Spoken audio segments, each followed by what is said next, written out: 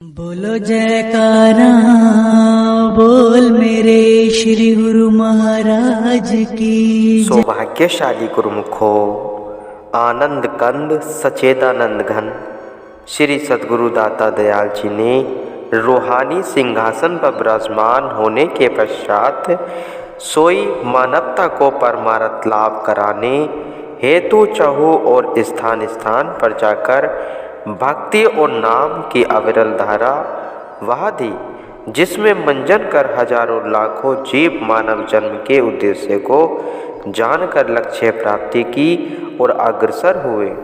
इस हेतु आपने कई आश्रमों का निर्माण करवाकर श्री परमहंसों की दिव्य प्रतिमाएं विराजमान की, ताकि समयवर्तीय गुरुमुख जन वहां आकर उनके ध्यान तस्वीर को अपने अंतर मन में बसाकर शाश्वत आनंद और सुख की अनुभूति कर सके।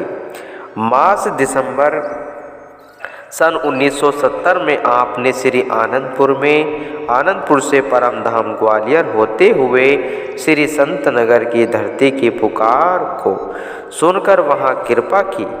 इसी मार्ग के मध्य श्री संत नगर से लगभग 30 किलोमीटर पहले धौलपुर शहर में भक्त महावीर जी और त्रिलोकीनाथ शास्त्रायोगी जी का प्रेमी गुरुमुख परिवार रहता है। श्री संत नगर में आने जाने वाले महात्मा भाइयों एवं अन्य गुरुमुख भक्त जी ट्रेन द्वारा देर सवेरे दौलतपुर स्टेशन पर पहुंचते थे। वे सब यहीं इनके घर में ही विश्राम करते। सारा परिवार बहु श्रद्धा भावना और दिलो जान से सबकी सेवा करता हुआ अपने धन्य भाग्य मनाता। श्री सद्गुरुदेव महाराज जी इनकी विनय पर सन 1976 में इनके घर पधारे। महाप्रभु जी को अपने घर में अपने समीप पाकर सबके हृदय में अपार आनंद छा गया। आप सारे परिवार के भक्ति भाव और प्रेम से अति प्रसन्न हुए और उनकी हार्दिक भावना को पूर्ण करने के लिए श्री संत नगर से आते जाते हुए दौलतपुर कुछ समय ठहरकर श्री दर्शन देना स्वीकार किया। परिवार की तो खुशी का कोई ठिकाना न था। सन 1976 से सन 2000 तक आपने जब भी श्री संत नगर कृपा की तो दौलतपुर में भक्त जी द्वारा आयोजित स्थान पर सबको अपने पावन श्री दर्शनों से कृतार्थ किया। सन 1998 में श्री प्रभु जी ने भक्त महावीर जी को दौलतपुर आश्रम बनाने की आज्ञा फरमाई। इस हेतु आपने स्वयं यहाँ पहुंचकर कई स्थानों का निरीक्षण किया। परिवार के सदस्यों के नाम पर भी कुछ जमीनें थीं। उनके आग्रह पर आपने उन सब का भी निरीक्षण किया और नेशनल हाईवे 23 पर स्थित भक्त स्वतंत्र जी के प्लांट को आश्रम के लिए उपयोग जानकर वहां आश्रम बनाने की अनुमति प्रदान की। यह वही पुण्यमय स्थान था जहां एक बार श्री संत नगर की ओर जाते हुए श्री 108 श्री तित्यवा साहिब जी ने टेंट लगवाकर यहाँ प्रेमियों को अपने पावन श्री दर्शनों से निहाल किया था। इस धरती के कण कण ने आज पुण्य महापुरुषों की पावन चरण रस से कृतार्थ होने का सौभाग्य प्राप्त कर आपकी अभ्यर्थना करते हुए कोटि कोटि आभार प्रकट किया। श्री सद्गुरु दाता दयाल जी की अपार कृपा को पाकर शीघ्र ही सब रूपरेखा तैयार करवाकर इस आश्रम के निर्माण कार्य में जुट गए। आप स्वयं भी यहाँ पधार कर सब कार्य समझाते, प्रोत्साहन देकर सेवा का उत्साह बढ़ाते। आपके दिव्य मनोहारी छटी को निरखकर सबके हृदय कमल खिल जाते। 2 वर्ष में आश्रम बनकर तैयार हो गया। भक्त जी की राहबर वाई भक्त कृष्ण नंद जी ने समस्त परिवार की ओर से श्री चरणों में इसके मुहूर्त के लिए विनय की। मार्च मास सन 2000 में आपने श्री संत नगर में कृपा की। 20 मार्च को होली का पर्व वहाँ मनाया। 28 मार्च दिन मंगलवार को प्रातः श्री कार में विराजमान होकर आप दौलतपुर में पधारे। गुरुमुखों की बस, पिकअप एवं कुछ दर्शनार्थी संगतें साथ थी। श्री प्रभु जी के शुभ आगमन का सबने मिलकर भव्य स्वागत किया। सारे आश्रम को लड़ियों, रंग बिरंगे गुब्बारों और पुष्पों से खूब सजाया गया था। 10 बजे के लगभग महाप्रभु जी ने निज कर कमलों से श्री मंदिर जी में श्री परमहंसों के पावन स्वरूप सुंदर सिंहासन पर विराजमान किए। हार पहनाकर उन्हें केसर तिलक से सुशोभित किया। श्री आरती पूजा का कार्यक्रम हुआ। आपने पावन वचनों की अमृत वृष्टि करते हुए फरमाया, गुरुमुखों, संसार में कोई भी जीव हो, कीमती या दुर्लभ वस्तु प्राप्त करके अपने आप को भाग्यशाली समझता है कि मेरे पास बहुत कीमती चीज है। वह कीमती चीज कौन सी होगी? धन होगा, पदार्थ होंगे या हीरे रत्न जवाहर होंगे। इससे बढ़कर कीमती चीज और तो नहीं है दुनिया में। मगर महापुरुषों ने इसको दुर्लभ वस्तु नहीं कहा है। जो कीमती वस्तु है, दुर्लभ वस्तु, संसार में भी इंसान को सुख दे और जब संसार से यात्रा पूरी करके जाए तो परलोक में भी सुख दे, तो वह कौन सी चीज है? गोसाई तुलसीदास जी ने फरमाया है, असन वसन सुत नारी सुख, सब काहू के होए, संत समागम राम धन, तुलसी दुर्लभ दोए। जिस स्त्री, पुत्र, धन, पदार्थ को यह कीमती या दुर्लभ चीज समझता है, वह कुदरत ने प्राध्याय अनुसार सबको दिया है। मगर दुर्लभ वस्तु कौन सी है? संत समागम और हरि कथा, संतों की संगति और मालिक की भजन बंदगी ही दुर्लभ है। यह जिसको मिल गई तो समझो कि उसके जैसे भाग्यशाली दुनिया में कोई नहीं है। वास्तव में भाग्यशाली वही है जिसे सत्पुरुषों की संगति मिल जाती है। आप दिल में अंदाजा लगाओ कि आप उसी सत्संग में बैठे हो जिसकी आप लोगों को जन्म जन्मांतरों से चाहना थी कि अब कब सत्पुरुषों से मिलन हो और वह दात मिले जिससे मालिक की भक्ति में चित लगे और अपने जीवन को सार्थक कर सके। आप गुरुमुखों को वही भाग्यशाली अवसर मिल गया है। अब आपका यह फर्ज हो जाता है, जैसा सुनहरी अवसर मिला है, इससे वैसा ही दुर्लभ और कीमती लाभ उठाना। वह क्या है? मालिक की भक्ति में चित्त लगाकर सेवा, सत्संग, श्री आरती पूजा में अपना वक्त देकर इस समय को पूरी तरह से सफल बनाना है। समय में पूरा कार्य लेना है, समय की पूरी कदर करनी है। यदि समय हाथ से चला गया तो इंसान आखिर में फिर पछताता ही रहेगा, परंतु हाथ पल्ले कुछ नहीं पड़ेगा। समय ही कीमती चीज है। दुनिया में इसी से सब कुछ प्राप्त किया जा सकता है। कहा भी है, यह अवसर दुर्लभ महा, नित्य पाया नहीं जाए, सो अब के चेतो नहीं, पछतावा रह जाए। इस दुर्लभ समय में इंसान सब कुछ कर सकता है। इंसान को वही शक्ति हासिल है कि वह भगवान की भक्ति करके भगवान से मिल सकता है। इतनी ताकत होते हुए भी फिर क्या करना है?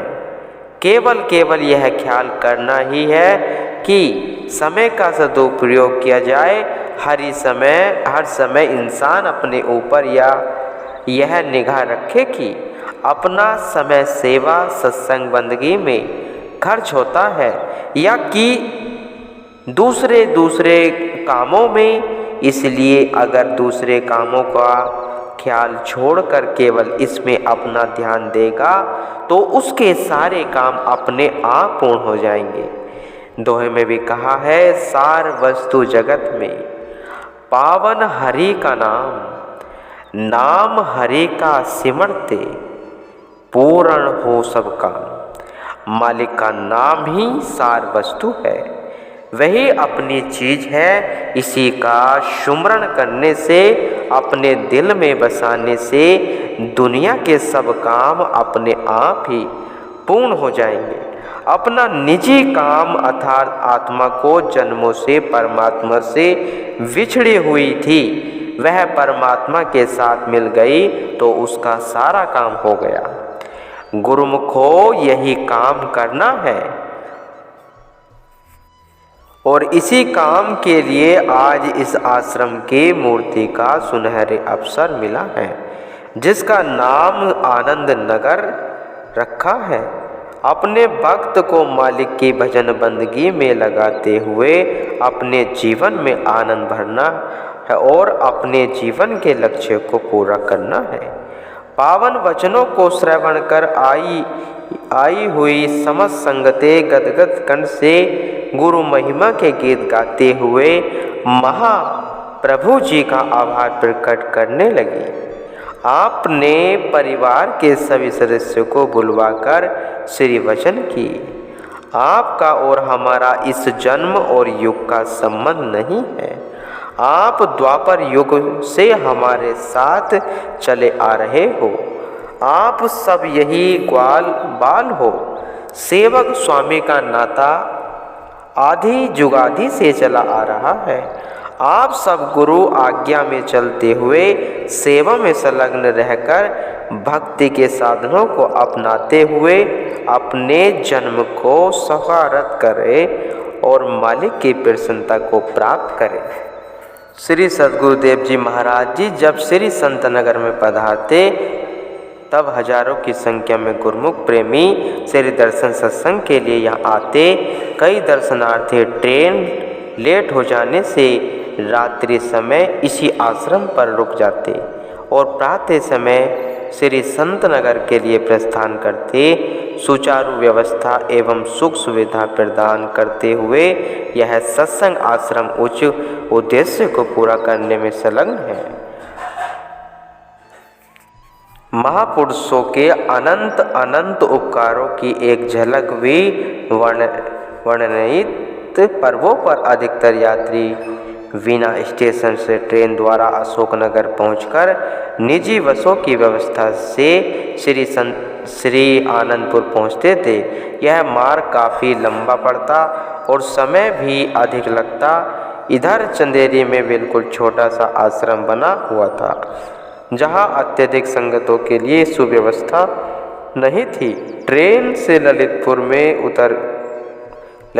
में उतरकर जो प्रेमी श्री आनंदपुर में आते उन्हें यात्रा की थकान कम होती है और समय की बचत भी हो जाती है। आपने संगतों की मांग को देखकर ललितपुर में आश्रम बनवाने की मौज दर्शाई।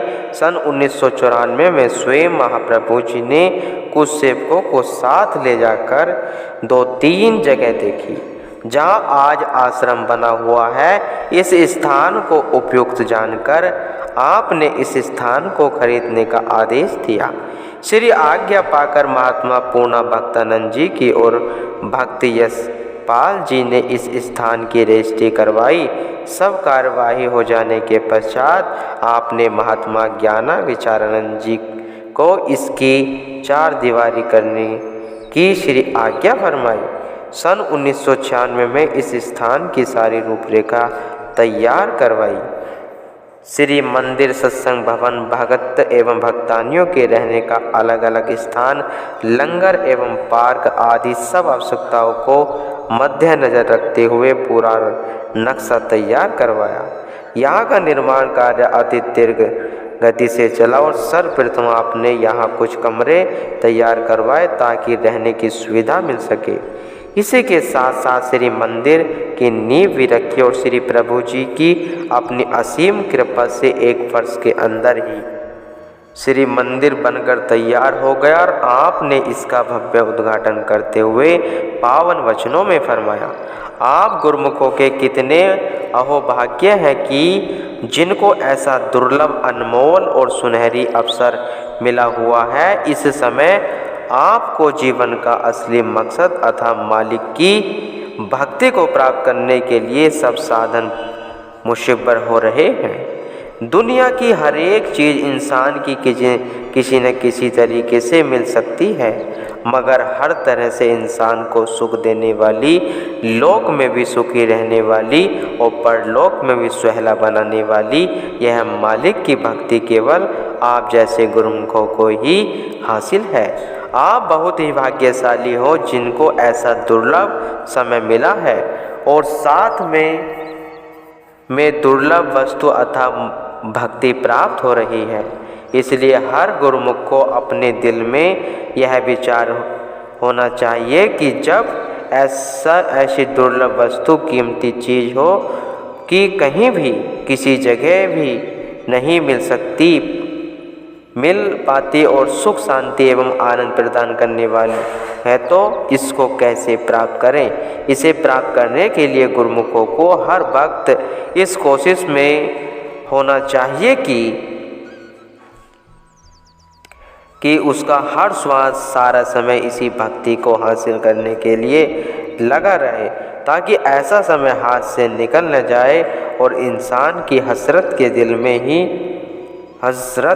में ही न रह जाए, क्योंकि यह ऐसा समय है जो बार बार नहीं मिलता और ऐसा संयोग जो हर किसी को नसीब भी नहीं होता।